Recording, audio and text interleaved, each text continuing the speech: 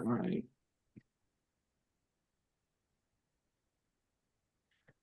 All right. Welcome, everyone. This is you. If you've signed in, you're part of the Montana, the State Bar of Montana's Citizens Law School Initiative. So, welcome. We're going to give it another minute or two, and then we will kind of begin our discussion this evening of thinking about treatment courts in Montana and what justice looks like in when there is the sort of issues of addiction. So give us another minute or two, and then we will begin begin in a moment.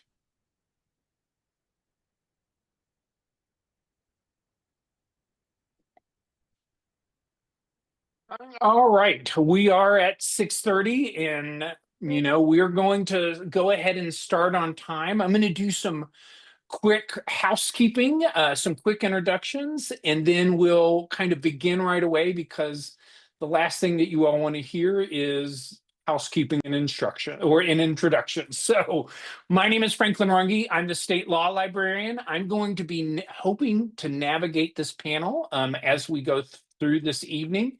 There is, if you look at the bottom of your Zoom screen, there is a button for Q&A. If there are questions, please post them to that location.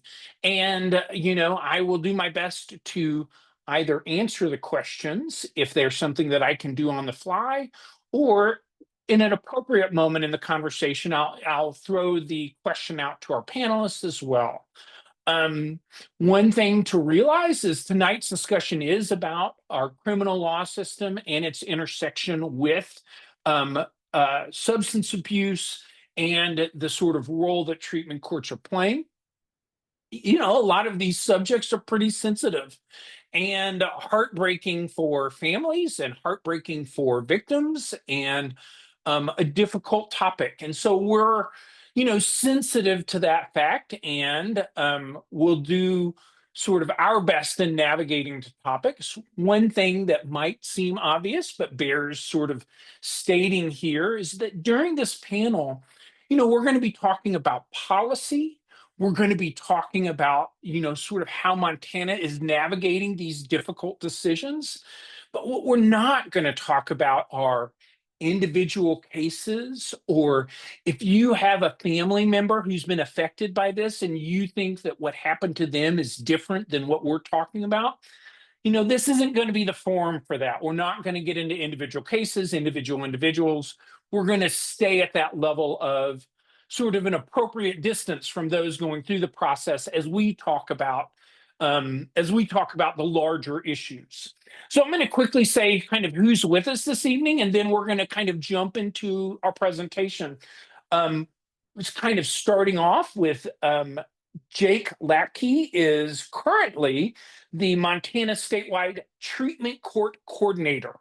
And so once again, he is the Montana Statewide Treatment Court Coordinator, and he works in the Office of the Court Administrator and for the Supreme Court.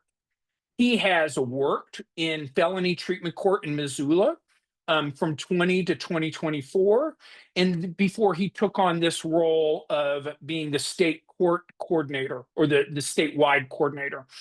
He brings to this a many years of experience in human helping capacities in the Missoula area. And so Jake is going to be sort of able to talk about this from a sort of systemic, sort of large view of what treatment courts look like. We're also welcome to have, a number of people who play roles in the treatment court as well.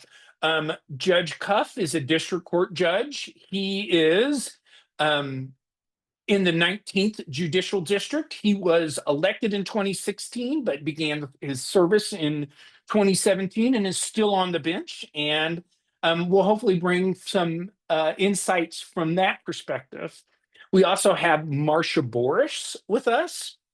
She has been a prosecutor since 2008 and has served as the Mineral County Attorney from 2011 to 2016, and now is the Lincoln County Attorney from 2017 to the present. And she's been involved in the treatment court from her position as a prosecutor since 2011. Finally, last but not least, we have Brian Smith. Brian is born and raised in Missoula, graduate from Montana Law School, and he has spent his professional career focused on the criminal defense aspects and representing indigent clients in state and federal courts. Right now, Brian is the Public Defender Division Administrator, which is a fancy way of saying that he is the administrator of the main trial division for Montana Public Defender's Office, and has worked on a lot of these issues and has fresh insights or insights on the treatment courts as well. So there is our panel this evening. Once again, the panelists are incredibly happy to have you all here. Those of you that are giving your time this evening to learn about the Montana judicial system or learn about sort of justice in Montana. And also, I'm very grateful for the panelists. So let's begin. I think, Jake, if you want to sort of start us off with a discussion of sort of begin our panel. Sure. Thank you, Franklin. I appreciate it. I appreciate everyone's attendance to learn more about treatment courts here in Montana. I've got a slide deck here, and I've got a few opportunities for our co-hosts to speak relative to their position and their perspective within the treatment court team, as I think it's important to get sort of a rounded effort and perspective of what these different roles do within the treatment court. And so I'm going to just start off by sharing a little slide here with you.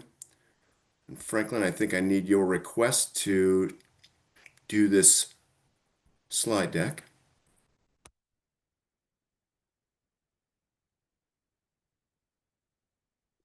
That's a great question. I don't think that I am the host. So, Errol, if you're available, if you're out there to allow for sharing,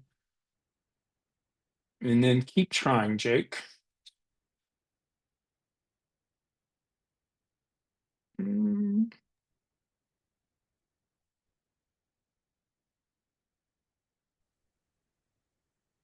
Well, Jake, have you been able to see the possibility of sharing? The host isn't allowing sharing for this webinar. Okay. Well, what that means is your dynamic personality is going to have to take over. And that winning smile is going to take over for a while if we're able to figure this out. But I'll keep doing my best to figure out. But no Jake? problem. No problem, Franklin. We can adjust. Let me just. Okay. Well, I'll start by saying just off the cuff kind of what treatment courts are and what they do. So a treatment court is a specially designed court calendar docket, that purposes of which are to achieve reduction in recidivism and alcohol and drug abuse among substance abusing individuals, and increase the offender's likelihood of successful habilitation through early, continuous, and intense treatment and other habilitation services, such as case management, mandatory and frequent drug testing, and the use of evidence-based sanctions and continuous judicial oversight. Now, these participants and these courts are formed locally in response to what we call needs assessments in that community for addressing folks that continue to recirculate within that jurisdiction. And so these courts are formed in response to that and target various numbers of populations that recirculate through those communities. All these individuals are deemed as high risk and high need and assessed through a triage tool that we use to determine and pair the intensivity response of treatment courts, pairing them with the high needs of treatment services and the high risk of recidivism that the treatment courts address.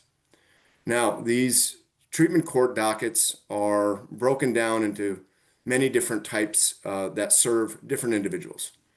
So we look at a family treatment court that works with CFS and DN case issues. We look at veterans treatment courts that work with active or veterans in various military service branches. Adult felony drug courts, which typically are adults that have received possession or a charge that has been associated with drug use. Youth treatment courts to address youth matters. We also have behavioral health and co-occurring courts that work to address co-occurring disorders in individuals that have maybe severe and disabling mental illness, as well as co-occurring addiction issues. Additionally, we have DUI courts on the misdemeanor and felony level to help deal with those individuals, as well as ICWA and tribal healing to wellness courts. So we have a number of these specialty court dockets around the state. Currently, we have around 47 dockets in various jurisdictions around the state of Montana that address these needs, that continue to, affect our communities. And so many of these specialty court dockets have a variety of different adjudication types. People can be sentenced to these courts. They can be part of a plea agreement, but are all dependent on the specific court. So I always recommend individuals who are looking to learn more or make a referral to a specific court is reach out to that community, reach out to the clerk of courts and inquire what treatment court options are available within that community. Many of these courts can provide some teleservice participation type to provide equitable treatment services to our more rural jurisdictions. Similarly, most of our participants within these courts are engaging in a treatment court service in lieu of carceration or a Department of Corrections placement. So they are actively receiving that benefit and remaining in their community as opposed to returning or being in either jail or a Department of Corrections placement. And so I want to touch base on just sort of the structure of the treatment courts and really what that looks like. So our treatment courts are a phase-based program that typically lasts from about 12 to 18 months. And in these phase-based programs, we look to address a multitude of needs that they come in with. We work to establish and address those main acuity issues and work on stabilization initially in that first phase, getting them coming into court, establishing relationships with the team, the judge, and starting to work on testing services, treatment services, as well as coming to court regularly. That then builds into their later phases in which they work on some broader goals as they've achieved some level of stability within the court, hopefully working in their treatment services to gain some sobriety or work to combat their addiction. The court can then reshift focus on other matters such as employment, education, housing, and the like. And so these court dockets work to address the holistic approach of the participant through a multidisciplinary team. This multidisciplinary team meets weekly or bi-weekly to give and provide status updates of these individuals, as well as judicial oversight and responsivity to the participants' happenings within that week.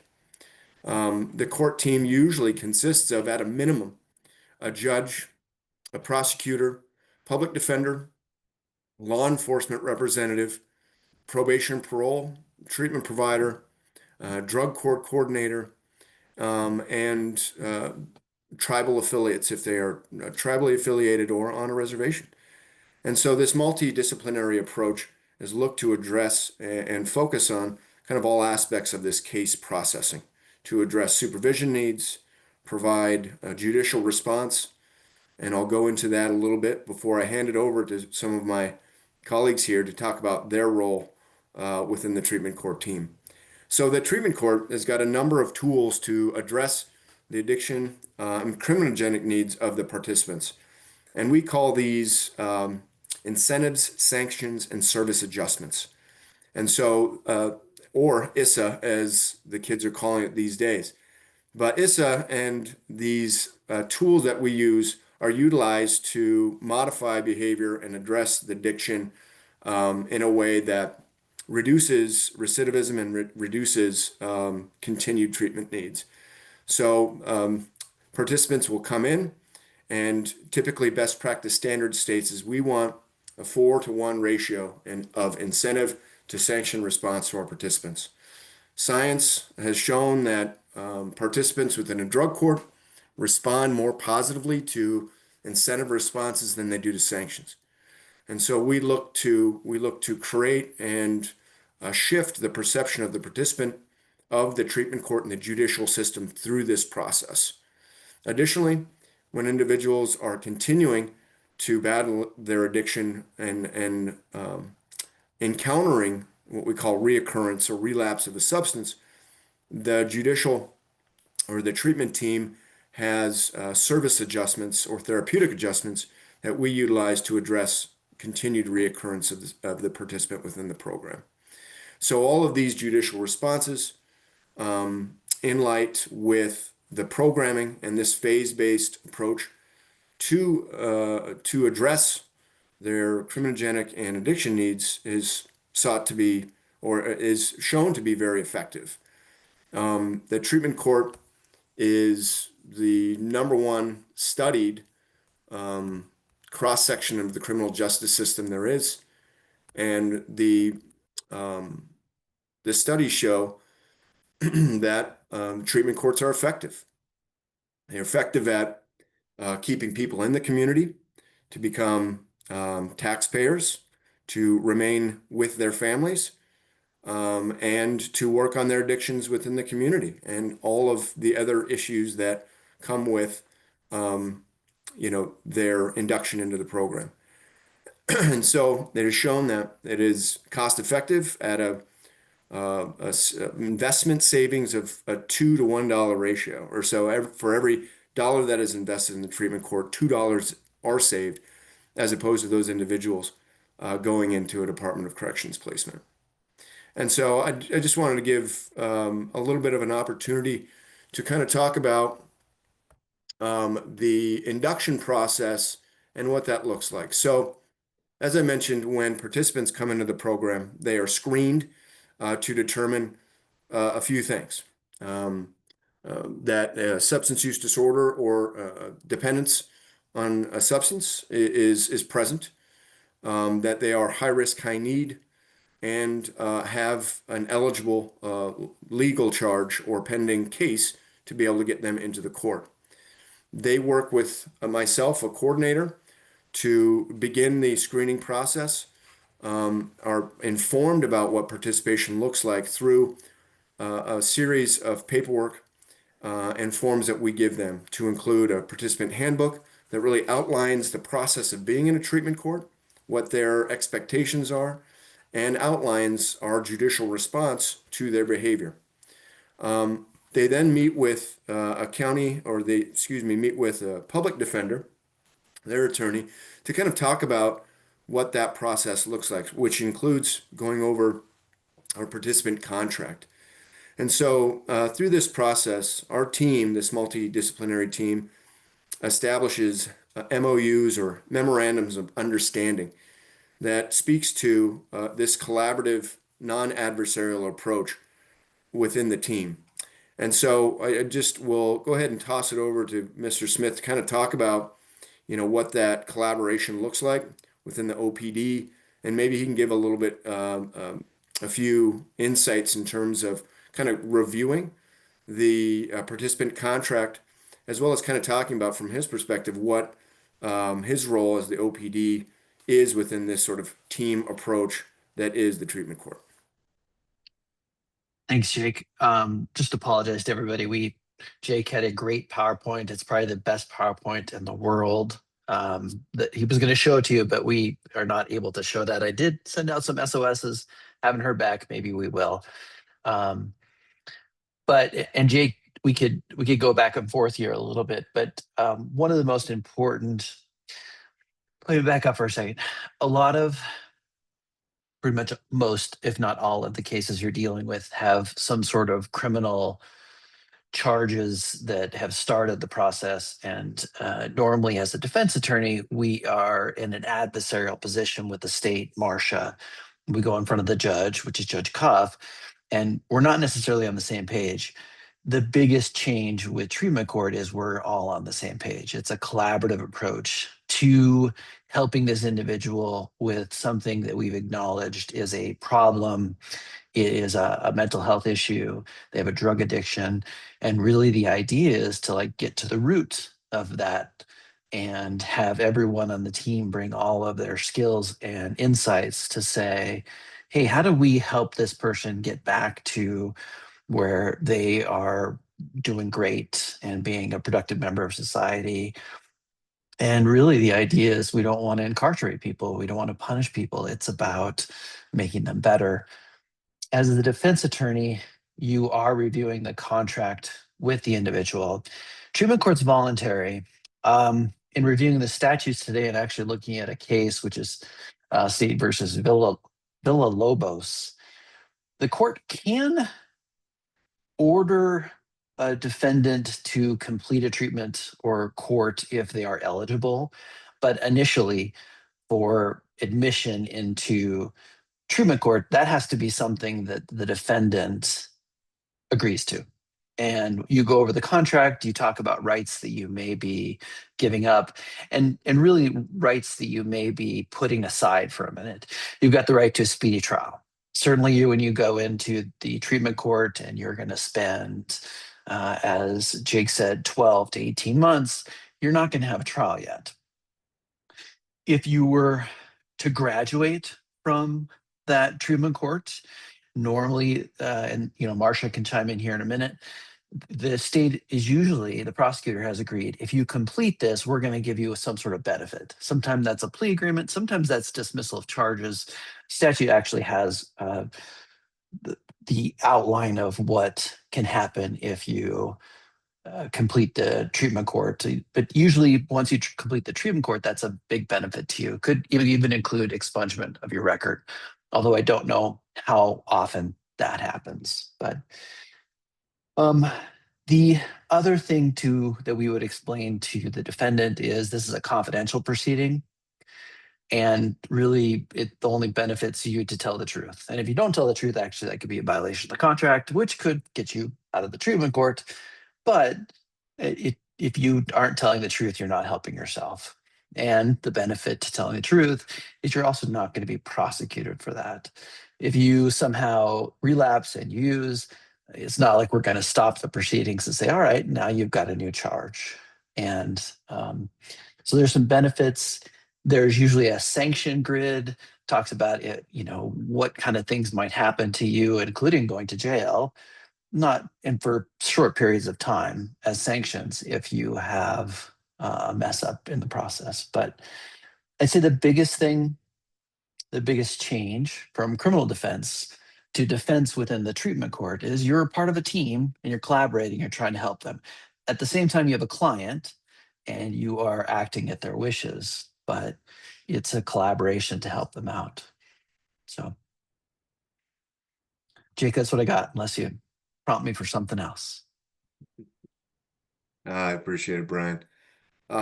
Maybe Marcia can kind of talk about that role and how it intersects in this team dynamic, and really, as Brian pointed out, how that role can change depending on the nature of where the treatment court case is.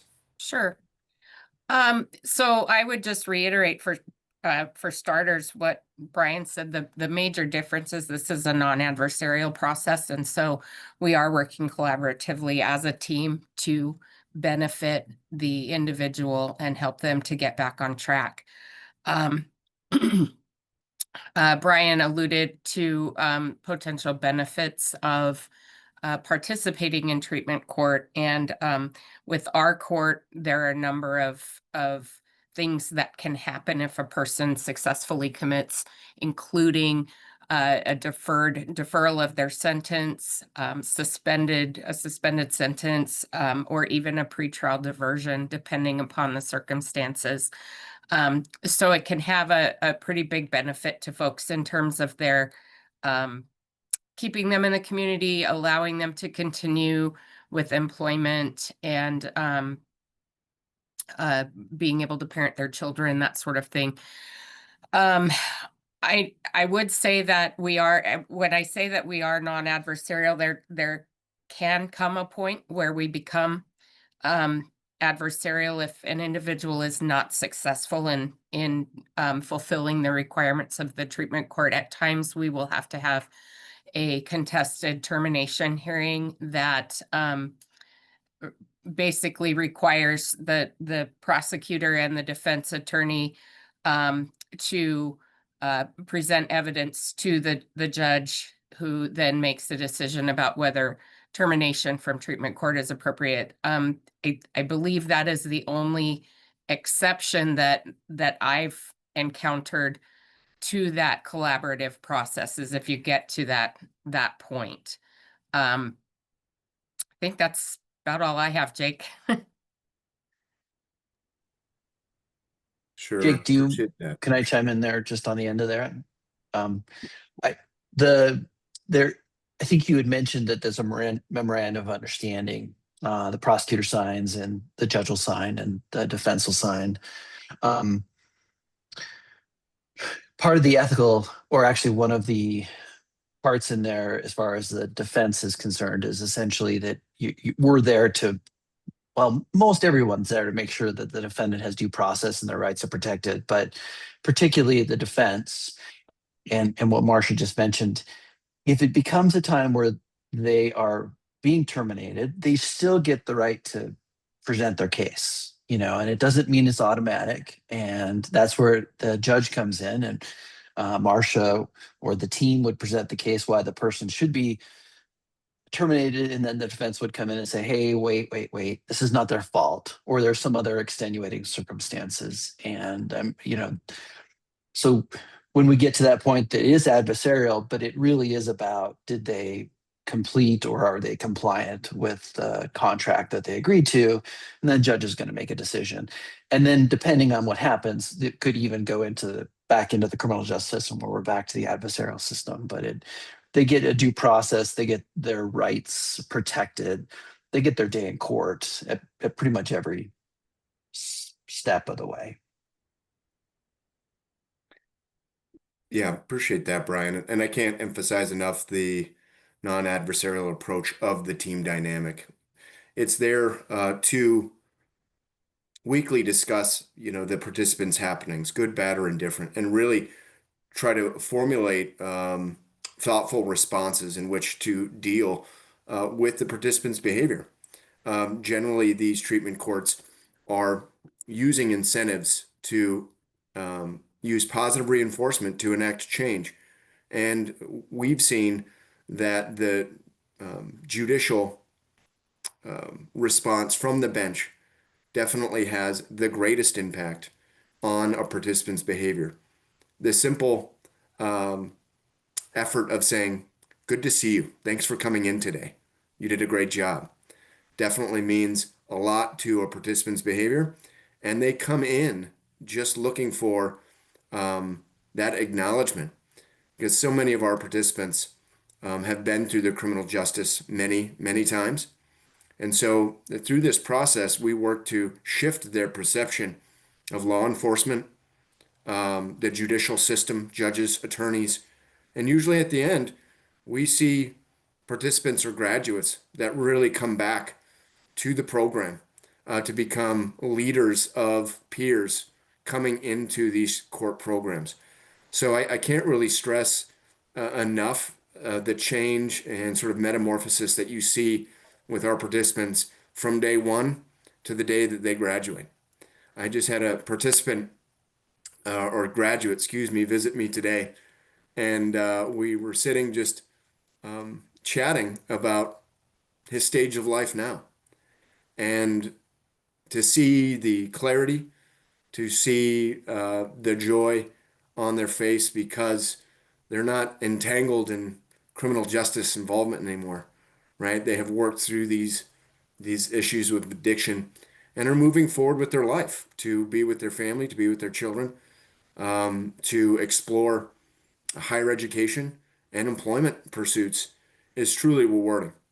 And so I encourage folks to look at that as an alternative and a more direct approach to deal with addiction issues for folks who are criminally justice involved. I can't stress that enough.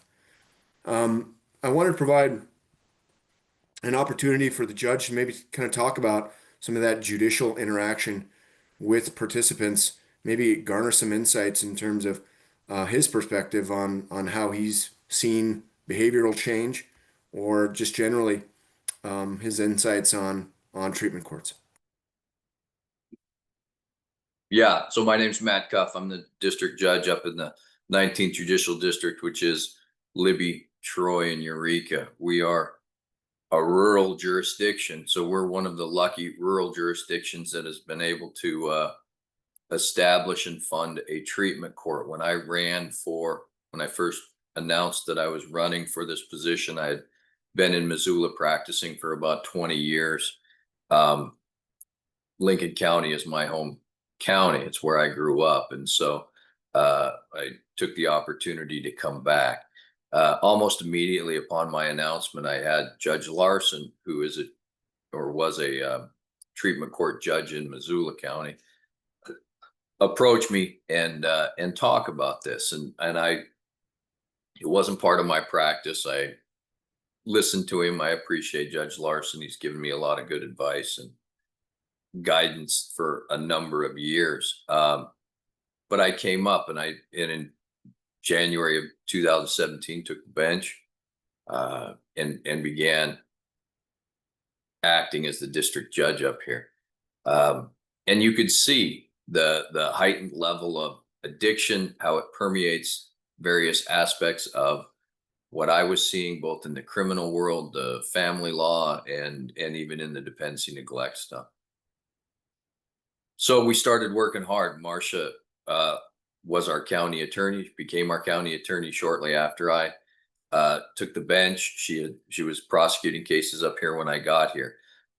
Brian and I went to law school together, played softball together, and I know both of them very well and appreciate their insights as to all of this and the help in getting it run. But what I can tell you is the issue of addiction is one that, as I said, it permeates all aspects of their life. And so when we approach a participant, the focus is on all of those aspects of it. And I tell them that. I tell them, listen, if you're just trying to get through, if you just want to do your time, you're better off go to DOC, take it, because you are not going to enjoy 24 months of me knowing everything that goes on, from where you work to who you're dating to how your kids are doing in school. It is voluntary. For the general rule is it's voluntary, right? The state has to agree to it in the prosecution. The defendant has to agree to go into it. It's not going to be successful if they're not. It is non-adversarial, and I enjoy watching the team members that include law enforcement, adult probation and parole, treatment providers, prosecuting attorney, and defense attorney all working together on. I'm probably the most adversarial person on our team because I can have a short fuse some days and I'm cranky. But to get everybody's input towards a common goal of recovery. But it's not just recovery, right? Just about anybody can white knuckle it through 30 days in a program, get into pre-release and all of those things. We start off with the first 60 days, phase 1. You have to, you got to get a job, got to find a place to stay, you got to stay sober. We have all of these phases, all of these requirements, and all of these things. You got to make your meetings, you got to get to your groups, you got to do all of those things. And I'm not a particularly warm and fuzzy type individual with all of these things. I appreciate it. I think it's important, but you know, people call it like clapper court you know, because you do, you say good job, people clap for them when they've done a good thing, they stay sober. Um, they talk about incentives and sanctions and all of those things. But I will tell you that we have had people who have gone 2 weeks while they're struggling, say they've missed appointments.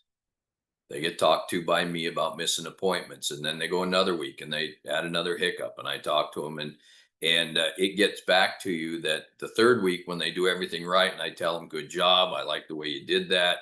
Congratulations!" And everybody in the courtroom then gives them a congratulatory applause. That it'll get back to you how much they appreciate that. It's not about a gas card or cleaning products, which, by the way, are a vast number of the incentives that some of our people get because they don't have a sponge to wash their dishes with. And that's, they get a grab bag, a fishbowl. You got to reach in there. What did you do? How did you do this week? But as I talked to our county commissioners when we started this program and when we went to the county for support, because you got to have support, you got to have community buy-in. One of the biggest things for me is if you're on adult probation and parole, the check-ins are limited, the resources are limited. They see you, they might do a home check every few months and some stuff like that. But we see you every week. And they come in and we have a dialogue. I learn their kids' names. I know what sporting events they're in. I know who their teachers are. I know what their significant others are doing. In my jurisdiction, I'm the only show in town. And so I probably doing their divorce and I'm probably dealing with their aunts and uncles on other things. And so that immediate connection is important and beneficial to their recovery. We then focus on budgeting and finances and all those other things. We sanction them everything from a writing assignment as to where the problem was, where they went off the rails, and how they're going to fix it. To, I'll tell you, it's pretty impactful when you hook somebody up in the middle of treatment court and they walk them out in front of all the other participants. That doesn't happen more than once. And we've had a number of people who continue to use right off the bat. They struggled for the first couple of weeks. They have that wake up call.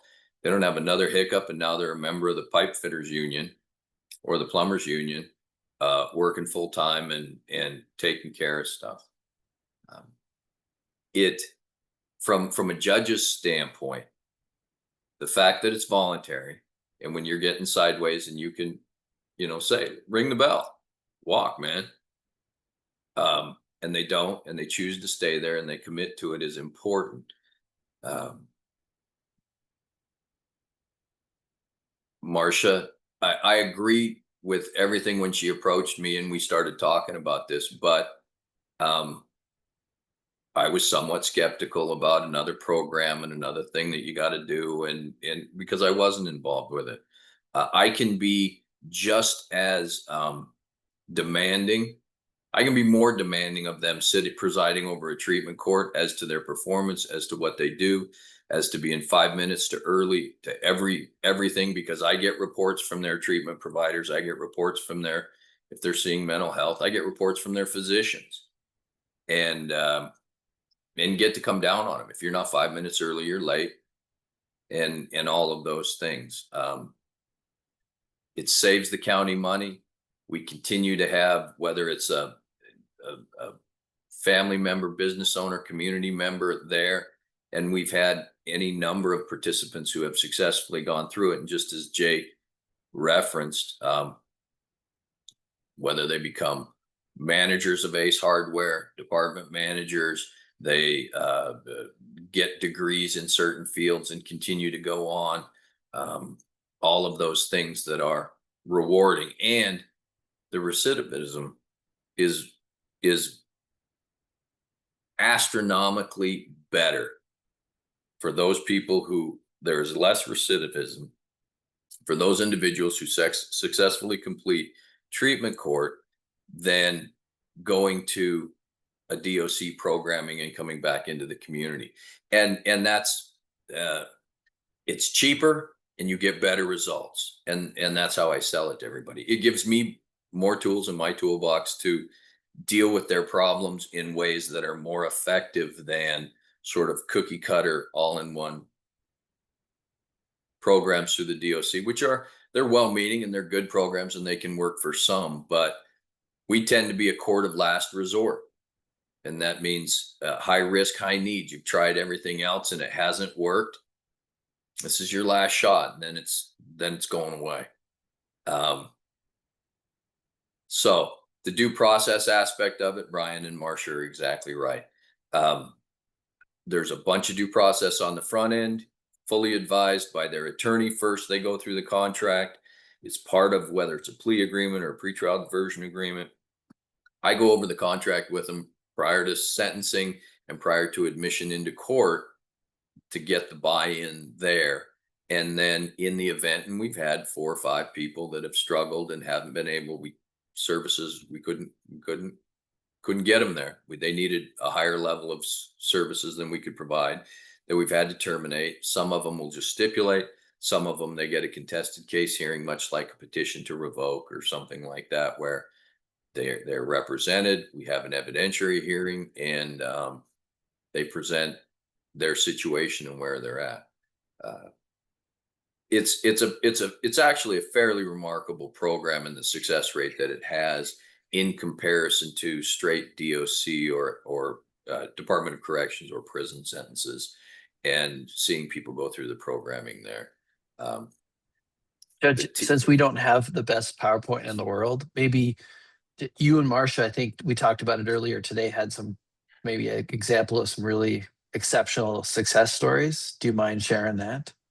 We do. We had one individual. We've had a number of really impressive people, and we had one, like I said, who went to Butte, took the test, and now he's part of the plumbers union and getting after it. But one of the very first participants that we admitted in, and I think it was going to be our first treatment court meeting. Our first, wasn't it our first court session? I think it was, Your Honor. Yeah. And this individual was struggling. She's had a long history of chemical dependency problems. She's been in and out of terribly abusive relationships, and was frankly struggling with some mental health issues at that time too. And we staff, before the team gets together, before we have the actual treatment court, we have a confidential staffing where everybody says, okay, here's who's on the docket today and here's how they're doing. And I asked how this particular individual was doing, where is she staying at, because she had been homeless as she found it. And they told us where she was staying, her probation officer. And it was a flop house, crack house here in Libby. And I looked over at, we have a law enforcement member on our team. It was our undersheriff at the time, who had been a former undercover narcotics detective. And I looked at our undersheriff, and I looked at our adult probation and parole, and I said, go get her. They weren't sure she was going to make it. They drove over to that house. They knocked on the door. They got her out. She came to court that day. We found her different housing. And now she ran through Ace Hardware as a sales associate, assistant department manager, all while getting her licensed addiction counseling degree, and is now treating people 5 years later for the very problems that she's dealt with. I'm not a huge hugger or anything like that. You can't get within 10 feet of this gal without her grabbing hold of you and giving me and my wife a great big hug. And that's rewarding. That feels good. We have another one who, I don't think I'm speaking out of turn when I say she's generationally criminal. Her family, all of her siblings, her parents, and she has, again, Dean's List degree, mental health degree that she just got, and is now running drop-in center to help people with mental health issues and secure them within the community. Individual who's got 10 DUIs and probably woke up every morning with a blood alcohol content that was too high to drive. Was in an accident, in fact, his mother, this is, I mean, not that anybody cares, but when I was 8 years old, I used to work for the Western News, stuffing the local newspaper, stuffing advertisements into the paper before they went out every week. And this guy's mom wrote me my first paycheck at 8 years old. And he came in, went through, didn't want to participate, wouldn't say sawdust if he had a mouthful of it. And went through, began engaging. Treatment provider said he was the best, one of the best people in those group settings. When somebody would start to make an excuse, he'd point it out to them and get it done. And he continued to run his concrete business. He continued to employ at least 3 people the entire time. Didn't drive. His employees drove him where he had to go, but he continued to be a successful a success within the community while he went through treatment court. He graduated 3 years ago and still shows up at least twice a month for our team meetings. Those feel really good, but more than feeling good, they are successes within the community itself. And I think that's a big part of it. And so it does retain, but it's complicated. I'm, in bigger jurisdictions, they may have a treatment court, but a different district court judge sentences them to it, which is a little complicated, where we only have one district judge who presides over treatment court. And it's difficult in our jurisdiction because where other jurisdictions may have a DUI treatment court, a adult drug treatment court, and a family law court, we sort of combine everybody within it and work through some of those sticky issues to make sure that they get the success they need. Their rights are continued to be protected and followed, but yet they still have the success that they need. Looks like our PowerPoint's back. I don't know if we need it or not. I probably talked too long. No, it's perfect. Marcia, did you have anything you wanted to share as far and I know, Jake, you've also been a treatment coordinator here in Missoula too. If you wanted to share anything about that. I had a number of success stories come out of the treatment court that I worked with in Mineral County over the years. Folks who are still, I started there in 2011, and various people who went through that treatment court program are still doing well, still productive members of society, have not committed new offenses, are doing extremely well. And I kind of keep tabs on them here and there. And it's nice to see those successes. Yeah, I'll just speak to that a little bit. As Brian mentioned, I started a court here under Honorable Judge Halligan in 2020 and operated that court for 4.5 years, 5 years.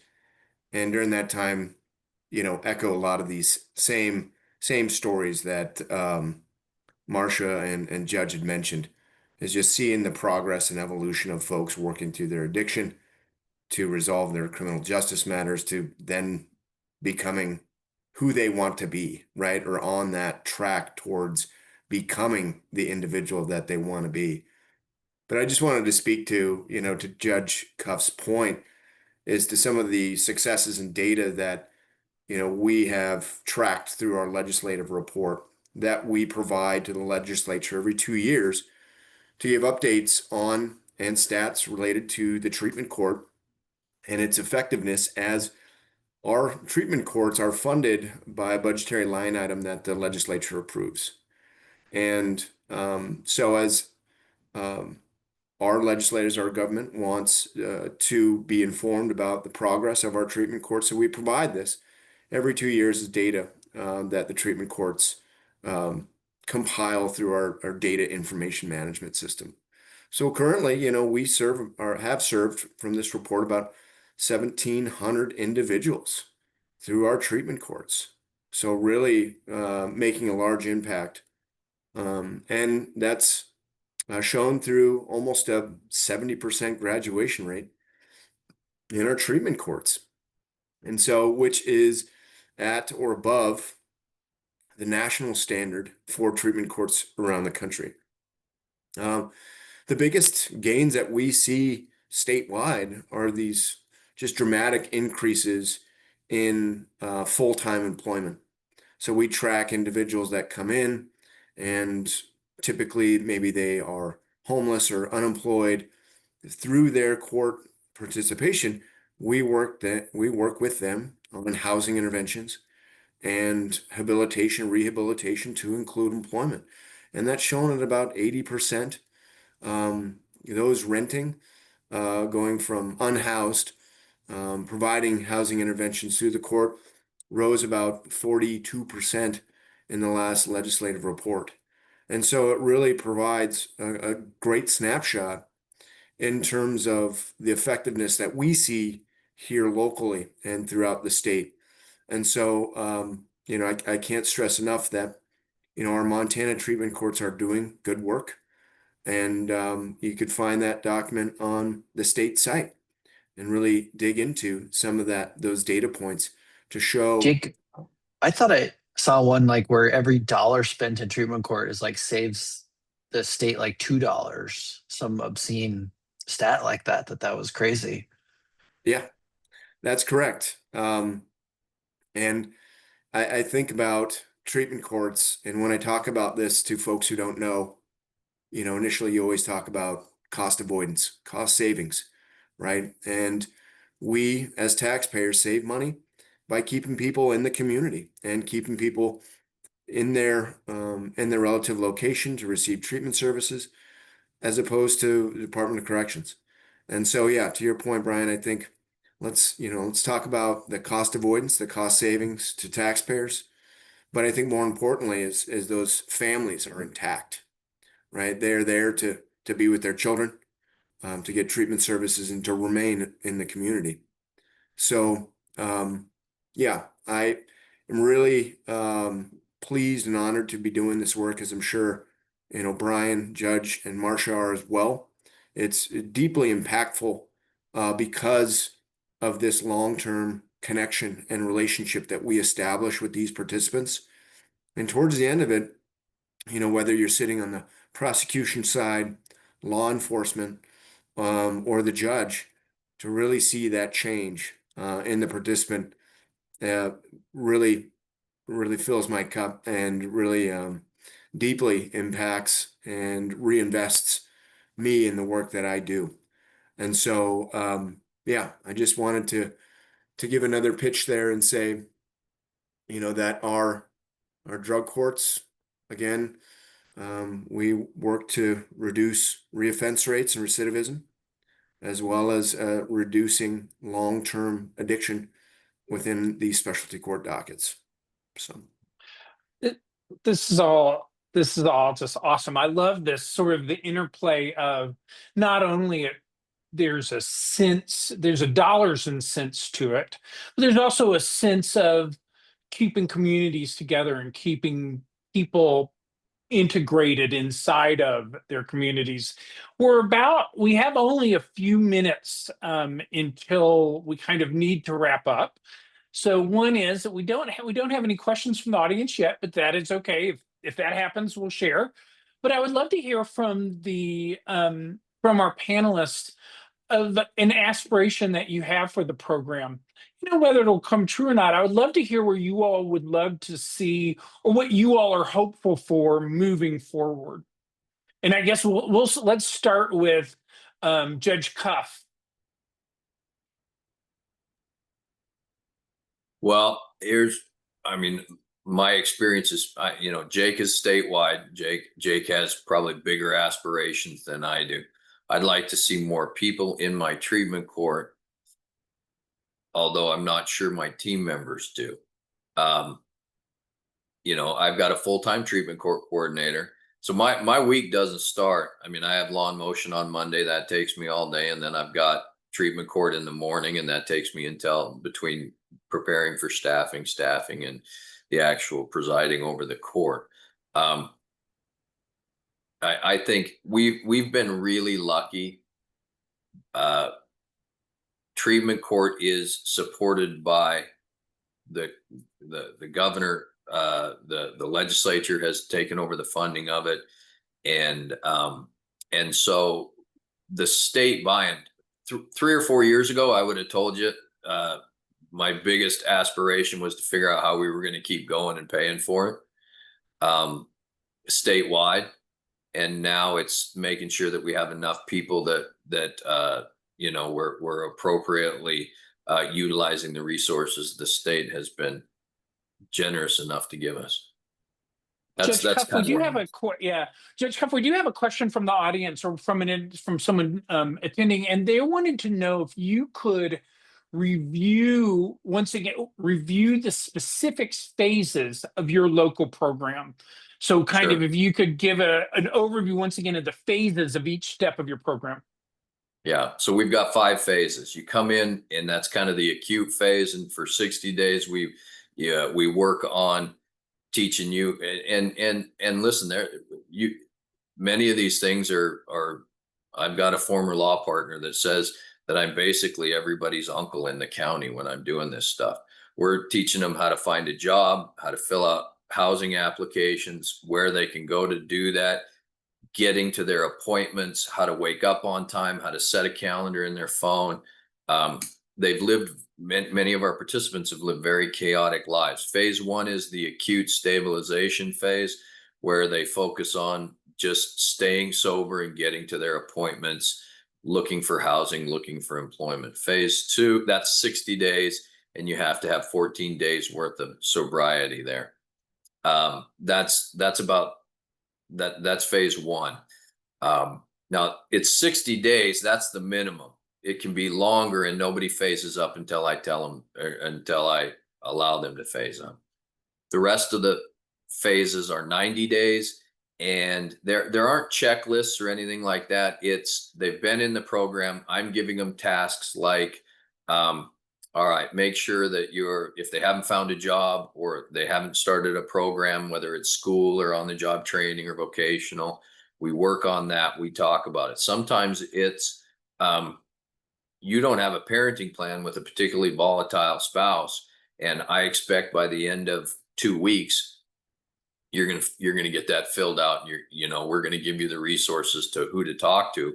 We don't give them any legal advice. We don't fill out any of that paperwork, but we say, you go to this office and you get that paperwork taken care of. Sometimes it's additional counseling programs, things like that. They go into phase 2. Phase 2, each of the other phases are 90 days. And as they go through them, they have certain milestones that they have to check off. Every one of them requires their increasing length of sobriety before they can phase out of it. By the time, correspondingly, they see me less. In phase 1, they see me every week. Every Tuesday morning at 9:15, they're coming into my courtroom and they're telling me how they're doing. They go into phase 2, it becomes every other week. Phase 3, it gets longer until they're into phase 5. And I'll tell you, every time somebody phases up, I get very, very nervous, because you think of addiction and substance abuse when things are going bad and when your life is tough, but I see way more slip ups when things are going good and they think they got it all figured out. I require that they go to a minimum of 2 community support meetings, AA, NA, church groups, whatever that might be, all the way through the program. And one of my sanctions often is that they'll go more and more. We try to provide the structure and try to do that stuff, but at the end of the day, it's the community sport and the team, then the sport they form there, that will help them long-term sobriety. Awesome. 5 phases, We have basically one. 90 days. Go Got ahead. it. Got it. We have one more question as a kind of, and we have just moments, but Jake, you might be able to take us out on this idea of, or I think maybe it was answered, this idea of rural versus more urban areas. And if you see kind of major differences or success rates change based on that. Yeah, I think it speaks to sort of the disparity in terms of resources, right? Rural areas aren't going to have the same resources as more urban areas. And so when we talk about, this fragmented continuum of care within the rural communities, they don't have or struggle with providing adequate treatment services within the rural communities. So that's something that I think is a challenge, but also in light of COVID-19, our treatment providers have adapted our delivery method of treatment services through platforms like this, Zoom, Yes, there you go. Teams, right? Got So it. where there is a challenge, there is a will, there's a way. There's mixed results in terms of the effectiveness of in-person versus Zoom treatment services, but more treatment is better than less. And so, those are some of the challenges that we face rurally, but the state is working to, as I mentioned earlier, provide equitable treatment court access through a teleservice type participation, which allows a hub and spoke sort of model of participation type where rural jurisdiction is in agreement with a more hub or urban jurisdiction to be able to provide judicial oversight to that rural participant, while the urban area or urban jurisdiction kind of oversees some of that processing, but they remain more rural to get treatment services and supervision there locally. So we are trying to provide that more equitable treatment court access to our rural communities. But as I mentioned with the treatment, as well as some of the testing oversights, it still has its challenges. Got it. Well, that is all we have time for this evening. A wonderful way to kind of end it on that kind of the forever Montana struggle of figuring out how to service all of our people and navigate that well. I want to thank all of our panelists, but I also really want to thank our attendees that stayed this evening with us. And we're ready to, at the end there, I should have been asking for questions the whole time because you all have great questions. And so it's great to hear from you all. Keep up. Please keep attending these events. They'll be weekly for the next few weeks. I think they go up through the beginning of November. So once again, thanks to our panelists, but really thank you to our attendees. And thanks to the State Bar of Montana for putting together these programs. I really do appreciate it. And so thank you all and have a great evening. Thank you. Yeah.